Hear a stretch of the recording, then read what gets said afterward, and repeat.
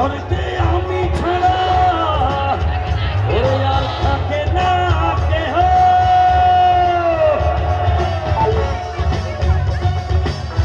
এই ঘরেতে আমি ছাড়া আর থাকে না কেহ। পোকা মাকড় খাইয়া গেল সুন্দর ওই দেহ। তার কাছে চাইলে মানা বন্ধুরা কইল না মানা। ওই গরু কান্দিয়া ঘর বানাইলা কি দিয়া।